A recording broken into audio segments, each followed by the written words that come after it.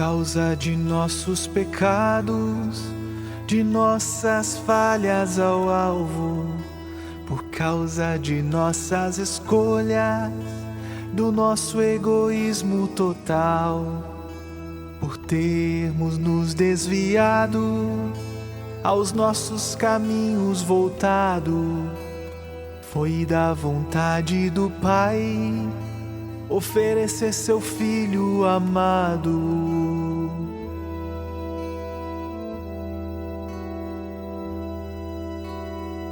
Ele foi traspassado, calado, crucificado por nós, o castigo que nos trouxe a paz. Por suas feridas fomos curados. O anjo anunciou: Jesus ressuscitou.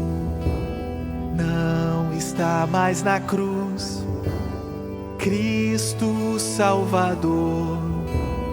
Ele vive e vem nos encontrar.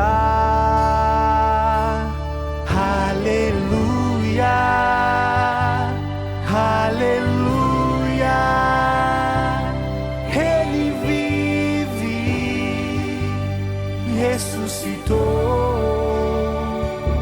a vida eterna nos entregou.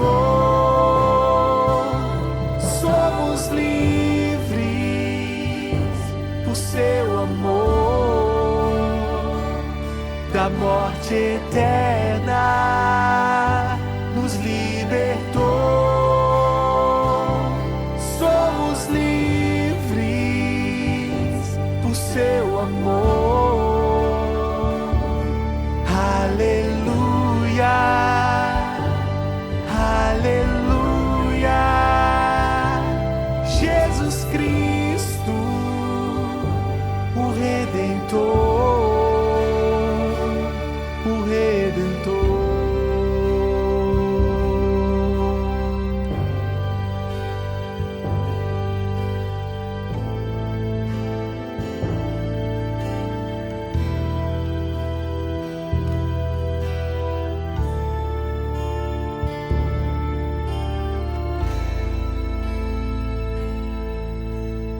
Wegen unserer Sünde und unseren eigenen Wünschen, wegen unserer Fehler und unserem eigenen Ich. Darum waren wir verloren auf unseren eigenen Wegen. So war es der Wille des Vaters, uns seinen Sohn zu geben.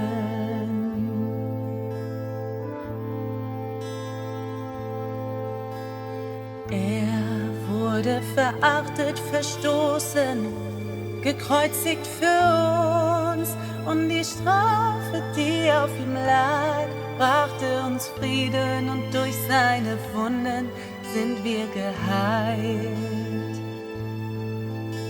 Der Engel kündigte an: Jesus liegt nicht mehr hier, er ist nicht mehr am Kreuz. Jesus Christus, der Herr, ja, wahrhaftig er lebt, Jesus er lebt. Halleluja, Halleluja, auferstanden, Jesus lebt. Neues Leben gab er uns, wir sind frei zu seinem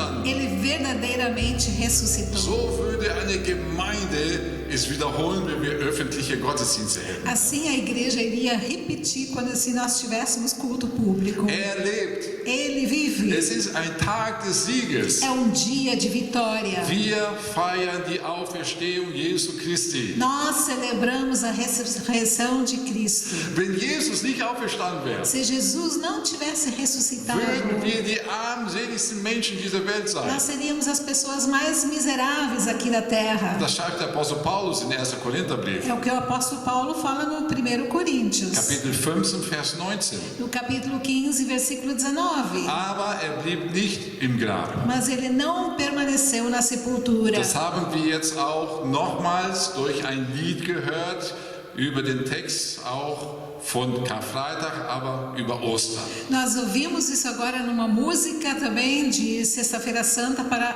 a Páscoa. Auch wieder ein neues Lied von der Gemeinde. É uma nova música da igreja. Der Engel sagte, O anjo disse, was wir auch gerade gehört que haben, acabamos de ouvir, was sucht ihr Jesus hier unter den Toten? por que vocês estão procurando Jesus no meio dos mortos? Er ist nicht hier. Ele não está aqui, Das Grab ist leer. porque a sepultura está vazia. Und so, guten Abend und ich möchte alle recht herzlich willkommen heißen zu noch einem Online-Gottesdienst. Boa noite, eu quero saudar todos bem-vindos para mais culto online. Das ist ein besonderer Ostersonntag. É domingo de Páscoa especial. Noch nie hat die Welt so einen Ostern gefeiert. Nunca na Terra o mundo celebrou uma Páscoa desse jeito, Also online, online, ohne öffentliche Gottesdienst. sem culto público. Aber wir alle sind verbunden in Jesus Mas Christus. nós estamos todos unidos em Jesus. Keiner kann uns auseinanderreißen. Ninguém pode nos separar. Keine Situation kann uns auseinanderreißen. Nenhuma situação pode nos separar. Kein Virus, keine Anordnungen kann uns auseinanderreißen. Nenhum vírus e nenhuma ordem também pode nos separar. Keiner kann verhindern, dass wir die Auferstehung Jesus Christus feiern. Ninguém pode nos impedir de celebrar a ressurreição de Jesus. Ja, und so sagt der Apostel weiter im 1. Korintherbrief, Kapitel 15, E assim o apóstolo ele continua falando no capítulo 15, im Vers 14. no versículo 14. Und wenn Christus nicht auferstanden ist, ist es sinnlos, dass wir das Evangelium verkünden und sinnlos, dass ihr daran glaubt. E se Cristo não ressuscitou, é inútil a nossa pregação, como também é inútil a fé que vocês têm. Und Vers 17. E no versículo 17. Und wenn Christus nicht auferstanden ist, ist euer Glaube eine Illusion. Die Schuld, die ihr durch eure Sünden auf euch geladen habt, liegt dann immer noch auf euch. E se Cristo não ressuscitou, inútil é a fé que vocês têm e ainda estão em seus pecados. Und Vers 19. E no versículo 19. Wenn wir allein in diesem Leben auf Christus gehofft haben, so sind wir die elendsten von allen Menschen. E se é somente para esta vida que temos esperança em Cristo, somos de todos os homens os mais dignos de compaixão. Was für ein Ausdruck da Paulus gebraucht. Que expressão que Paulo está usando aqui. Sehr hart. É muito forte. Bedauernswert, beklagenswert, erbärmlich, armselig würden wir sein. Nós seríamos miseráveis, infelizes, patéticos. Was für Konsequenzen gibt es, ob Jesus auferstanden ist oder nicht? Quais seriam as consequências se Jesus ressuscitou ou não? Durch die Auferstehung bestätigte Gott, dass Jesus der Herr und Christus ist. Através da ressurreição, Deus confirmou que Jesus é o Filho dele. Und damit auch, dass das Wort Gottes wahr ist. E para que a palavra de Deus também fosse verídica. Und die Predigt von Christus wahr ist. E a pregação de Jesus fosse verídica. Es hängt vieles daran, ob Jesus auferstanden ist oder nicht. Depende muito dessa situação de Jesus ter ressuscitado ou não. Denn ohne die Predigt von Christus ist die Predigt vergeblich. Porque senão, sem a ressurreição, a pregação de Jesus seria inútil, em vão. Und somit auch der Glaube daran vergeblich. E assim também a fé seria inútil ou em vão. Wäre Christus nicht auferstanden, Se Jesus não tivesse ressuscitado, dann wäre er auch nicht als Sohn Gottes erwiesen. Ele não teria sido comprovado como filho de Deus. sondern wäre wie jeder andere Mensch auch anzusehen. Ele seria como qualquer pessoa comum. Und sein Opfer hätte nichts bewegen können. E o seu sacrifício não teria trago para nada. Und Paulus sagt auch in diesem Kapitel, was wir natürlich jetzt nicht ganz lesen werden, E o apóstolo Paulo também fala nesse capítulo que nós vamos ler todo. wenn die Toten nicht auferweckt werden und auferstehen, Se os mortos não ressuscitarem e não ressuscitarem, dann ist Christus nicht auferstanden. daí Jesus também não ressuscitou. Dann besteht in der Tat auch keinerlei Hoffnung für uns jetzt und später. Daí nós também não teríamos nenhuma esperança para agora e depois. Aber Vers 20 sagt Folgendes: Mas no versículo 20 está escrito o seguinte: Nun aber ist Christus auferstanden von den Toten als Erstling unter denen, die entschlafen sind. Mas de fato, Cristo ressuscitou dentre os mortos, sendo Ele as primícias entre aqueles que dormiram. Ja, und das ist der wichtigste Grund, warum Jesus auferstanden ist. Essa é a principal razão por que Jesus ressuscitou. Weil er der Erstling ist, der aufersteht von den Entschlafenen. Porque Ele é o primeiro que ressuscita daqueles que dormem. Da er dieser Erste ist, Como Ele é o primeiro, steht auch ganz sicher fest, dass auch andere dann auferstehen werden. daí temos certeza que também outros vão ressuscitar. Und das bedeutet wiederum, dass die anderen, die auferstehen werden, nicht verloren sind, Isso significa que os outros que ressuscitarem não vão estar perdidos. sondern dass es eine Hoffnung gibt für Christen über das jetzige Leben hinaus. Porque daí existe uma esperança para os cristãos agora que vai além dessa vida aqui. Also Jesus ist der Erste, der auferstanden ist. Então Jesus é o primeiro que ressuscitou. Nochmals, wenn er nicht auferstanden wäre, Então, se ele não ressuscitou, dann wärst du oder sie nicht auferstehen, nirgendwo. então você e eles não vão ressuscitar em nenhum lugar. Dann werde ich nirgendwo mit meiner Seele irgendwo auferstehen. E eu, com minha alma, não vou ressuscitar para lugar nenhum. Dann gibt es ein gar nichts. Porque daí vai ter um nada. Aus. Terminou. Vorbei. Acabou.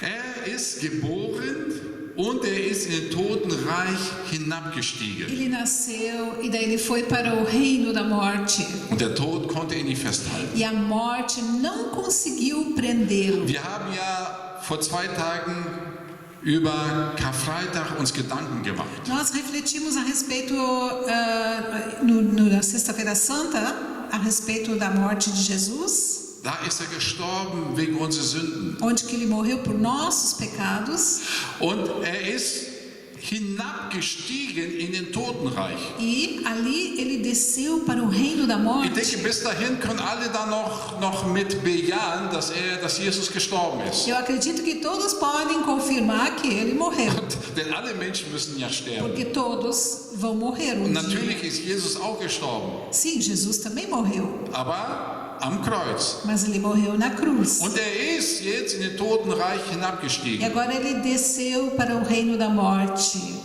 Und was ist da passiert? E o que aconteceu ali? Und wir feiern die Auferstehung, weil er dann eben aus dem Totenreich wieder hinausgekommen ist. E nós celebramos a ressurreição porque ele saiu desse reino da morte e voltou. Und das war für keinen Menschen möglich, dieses zu tun. E para nenhuma pessoa era possível fazer isso.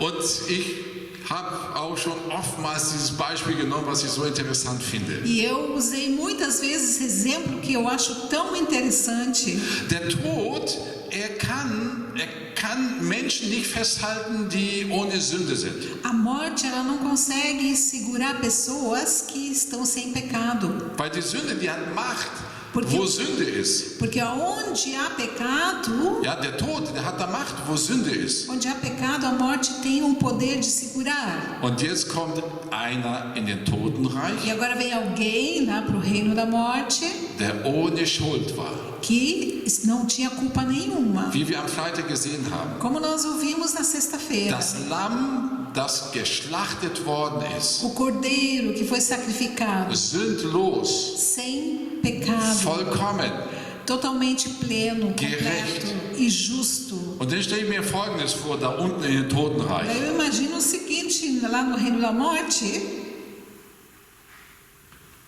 Zum Beispiel, por exemplo, ja, wenn das Leben ist, das jetzt da unten reingeht in den Totenreich. por exemplo, isso aqui sendo a vida que agora vai pro reino da morte, Und dann versucht der Tod jetzt Jesus Christus festzuhalten. agora a morte tenta segurar Jesus. Aber Jesus war sündlos. Mas Jesus, ele não tinha pecado.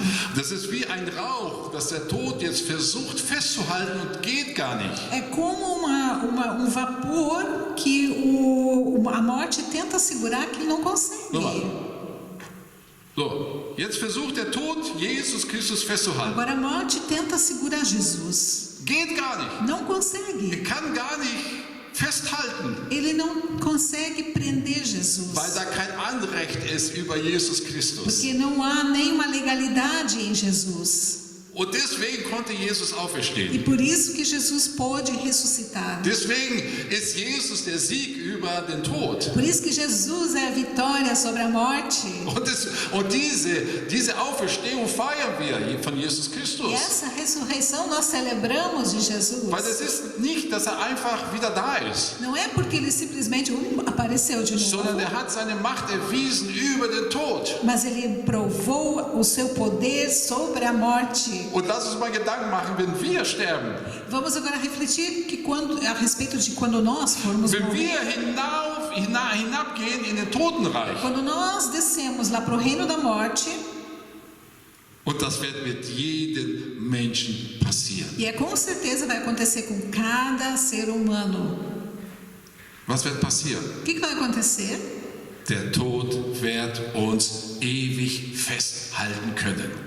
A morte, ela vai conseguir nos prender eternamente. Denn der Tod wirkt über die Sünde. Porque a morte, ela tem legalidade sobre o pecado. Oder der Tod wirkt in der Sünde. E a morte, ela age no pecado. Da kommt keiner frei. Ninguém vai escapar dessa. Dann wird der Tod sagen, komm her, Burschen, ich halte dich fest hier. Daí a morte vai dizer, aqui, eu vou te segurar aqui. Von hier kommst du nicht weg. Daqui você não escapa.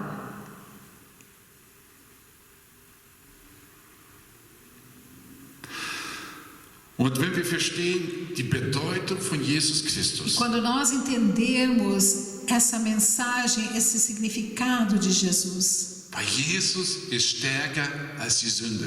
porque Jesus, ele é mais forte que o pecado. Und somit hat der Tod keine Macht. Por isso que a morte não tem poder. Und deswegen wäre wichtig und so wichtig, wenn wir zu Jesus Christus gehören. Por isso que é importante nós pertencermos a Jesus.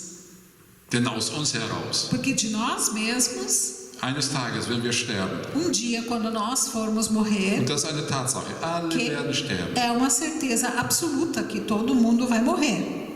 Ob der Tod uns ewig festhalten wird oder nicht.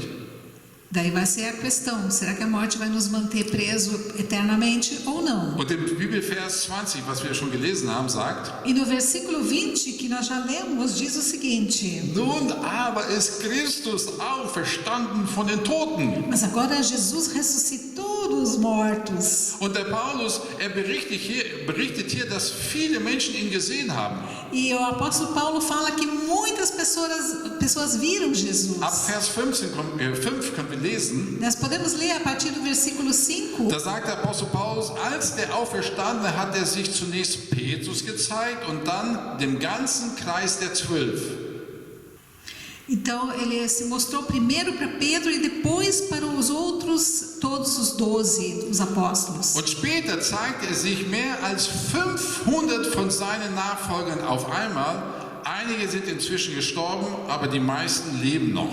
E depois disso apareceu a mais de 500 irmãos de uma só vez, a maioria dos quais ainda vive. Danach zeigte er sich Jakobus und dann allen Aposteln.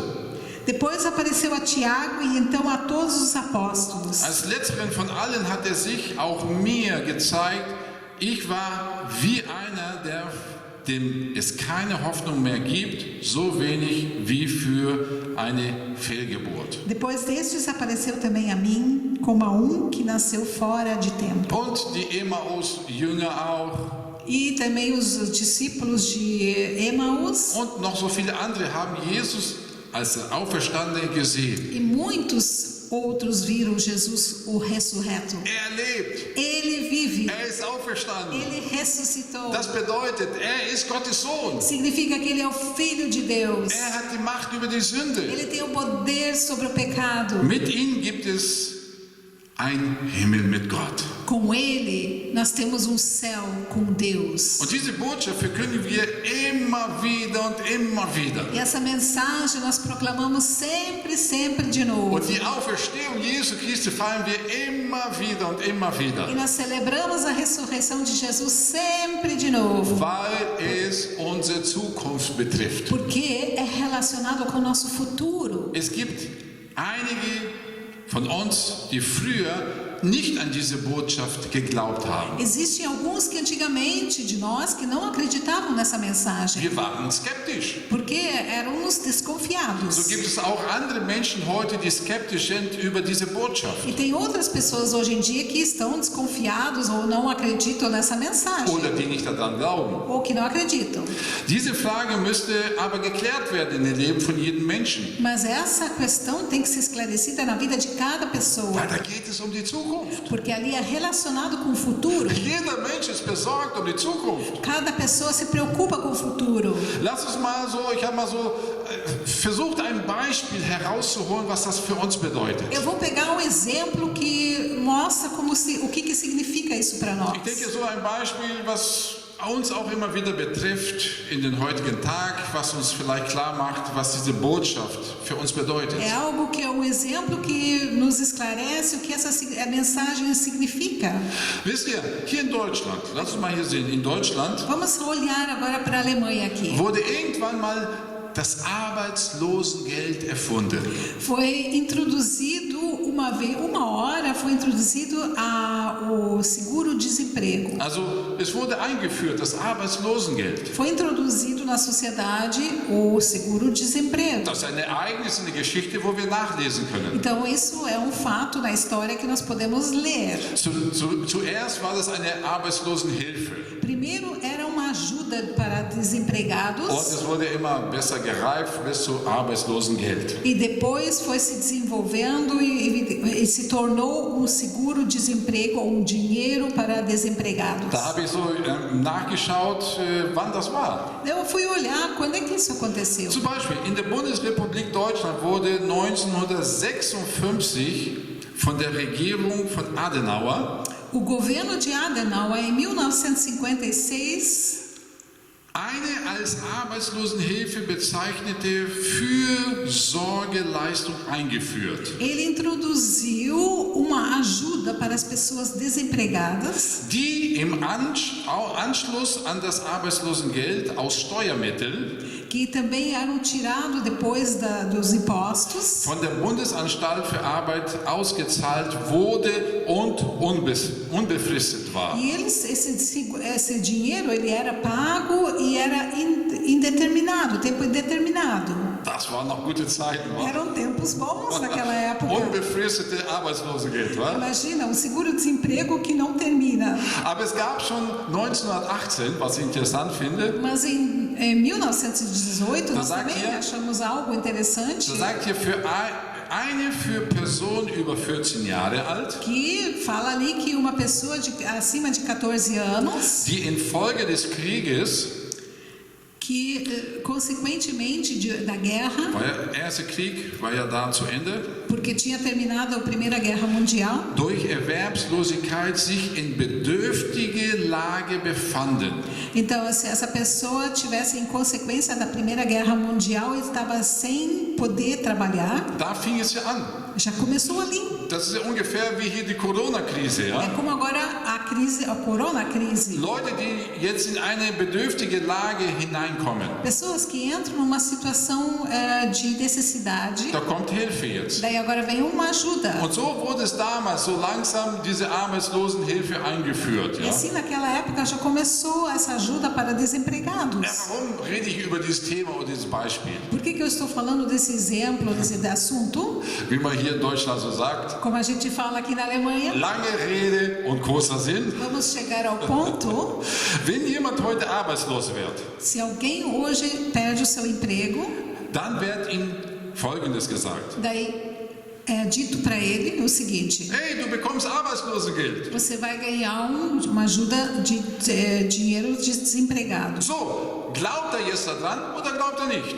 Agora ele pode acreditar ou não pode acreditar. Nimmt er diesen Arbeitslosengeld in Anspruch oder nimmt er nicht? Será que ele vai tomar posse desse dinheiro ou não? Es geht um seine Zukunft jetzt. Que é relacionado com o seu futuro. Es wird in seine Zukunft auch Auswirkungen haben, ob er das annimmt oder nicht E no annimmt. futuro vai ter consequências se ele aceitou isso ou não. Das ist ja etwas, was in der Vergangenheit beschlossen worden ist. É algo que foi decidido lá no passado, Wo wir heute uns damit auseinandersetzen müssen und Entscheidungen treffen müssen. que nós temos que hoje refletir se vamos aceitar ou não Und vamos. was eine Auswirkung hat für unsere Zukunft. E que vão ter consequências para o nosso futuro. Und im Vers 14, was wir gelesen haben, E no versículo 14 que nós acabamos de ler, lass uns nochmal lesen. vamos ler de novo. Und wenn Christus nicht auferstanden ist, ist es sinnlos, dass wir das Evangelium verkünden und sinnlos, dass ihr daran glaubt. E se Cristo não ressuscitou, é inútil a nossa pregação, como também é inútil a fé que vocês têm. Stell mal vor, Imagine, es gibt kein Arbeitslosengeld, não existe seguro-desemprego, wie in vielen anderen Ländern zum como em Beispiel. muitos outros países. Und wir würden jetzt so sagen,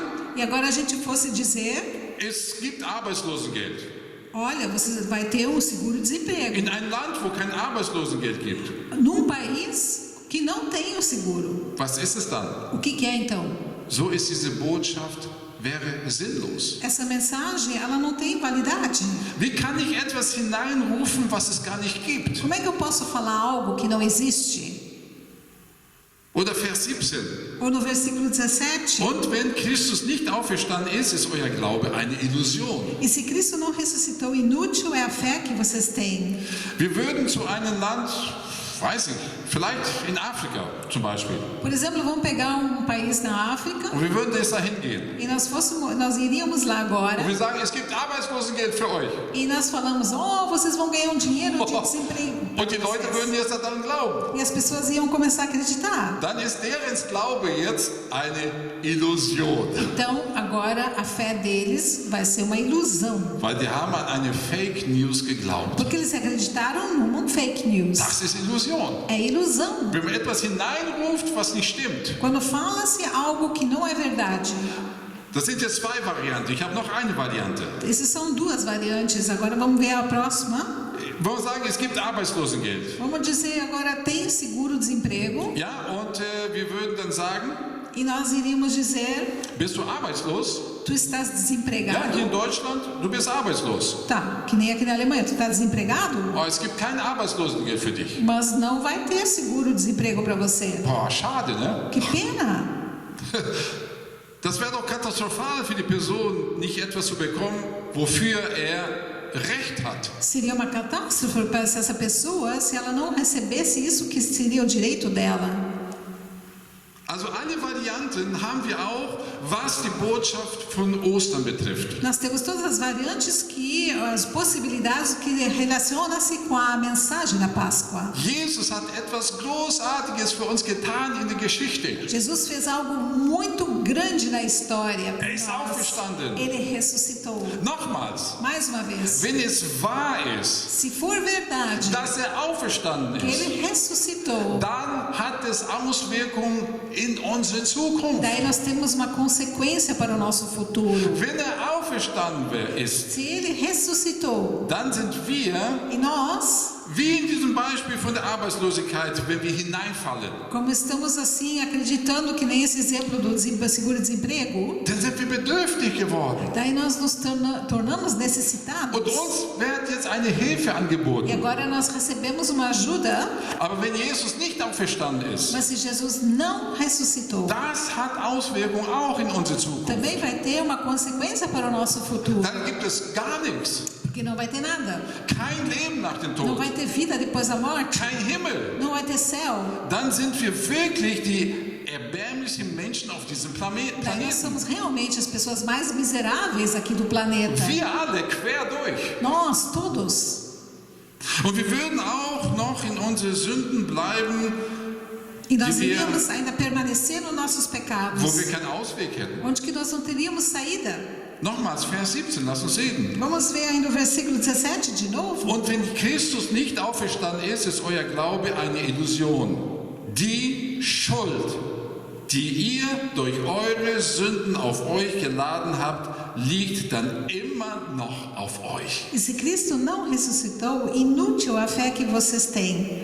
E ainda estão em seus pecados. Was machen wir dann mit der Schuld, die jetzt da O que ist? nós fazemos com essa culpa que está aí agora? Das kann doch keiner verleugnen, dass Schuld da ist. Ninguém pode negar que existe uma culpa. Da kann doch keiner sagen, das gibt es gar nicht. Ninguém pode dizer que isso não existe. Keiner kann sagen, es gibt keine Sünde. Não, ninguém pode dizer que não tem pecado. Keiner kann doch sagen, es gibt keinen Tod. Ninguém pode dizer que não existe a morte. Jeder, der schon erfahren hat durch eine Person, der ihnen was Böses angetan hat, Cada que já teve a experiência de uma pessoa ter feito alguma coisa de mal para ela, weiß, ele sabe, es gibt Sünde, ja.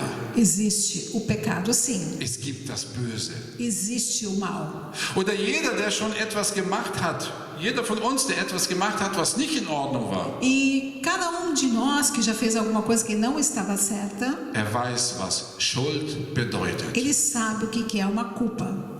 Ob es Gott gibt oder nicht, Se existe Deus ou não.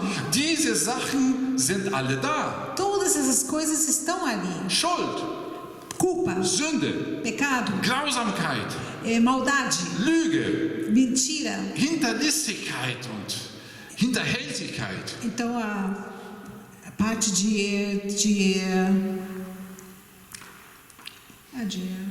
Verraten. verrato, né, de traição, Das sind Tatsachen, die Sachen sind da in dieser Welt. são verdades, são coisas que existem. Was machen wir damit? O que nós fazemos com isso?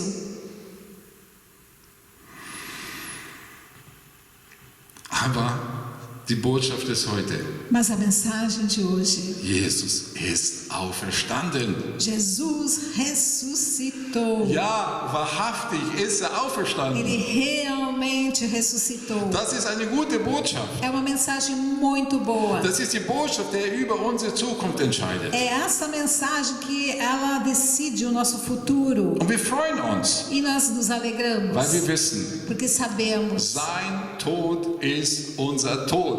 a sua morte é a nossa morte. Und seine Auferstehung ist unsere A Auferstehung. sua ressurreição é a nossa ressurreição. Der Tod wird uns nicht festhalten können. A morte não vai conseguir nos manter Weil das presos. Blut Jesu Christi, wie wir am Freitag gesehen haben, ist in unser Pfosten des Lebens. Porque o sangue de Jesus está, como nós vimos na sexta-feira, sobre a nossa vida. Und er ist der Erste unter Millionen, die diese Botschaft glauben und feiern. E ele era o primeiro que nós, milhares de pessoas, celebram e creem nessa mensagem. Und er hat unsere Schuld getragen. Ele levou as nossas culpas. Ja, unsere Verkündigung ist nicht sinnlos. Então a nossa mensagem, ela não é em vão. Gemeinde, Igreja, unsere Botschaft ist nicht a sinnlos. nossa mensagem, ela não é em vão. Und unser Glaube in Jesus Christus ist keine Illusion. E a nossa fé em Jesus não é uma ilusão. Es ist wahrhaftig,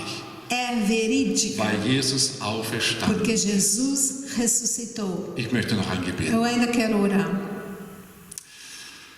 Gott, was für großartige Botschaft ist es. Senhor, que mensagem maravilhosa. Gott, wie dass du auferstanden que bist. tu ressuscitastes, Gott, dass du hier bei uns bist, auch heute. que tu estás aqui conosco hoje, Gott, dass du unser Herz bewegt que hast, tu moves o nosso coração, auch wo Unglaube da war, mesmo onde que não há crença, wo es skeptisch da war. onde que há desconfiança, Aber du hast uns überführt. mas tu nos convencestes. Und wir feiern deine E Auferstehung. nós celebramos a tua ressurreição. Wir beten auch für Menschen E in nós dieser Welt, oramos por pessoas aqui na terra dass sie auch jede Zukunft klären, was damit geschehen wird. que consigam decidir sobre o seu futuro. Und wir danken dir für diese Botschaft E an nós te diesem heutigen agradecemos por essa mensagem hoje, Ostersonntag. nesse domingo de Im Páscoa. Namen Jesu Christi. Em nome de Jesus. Amen. Amém.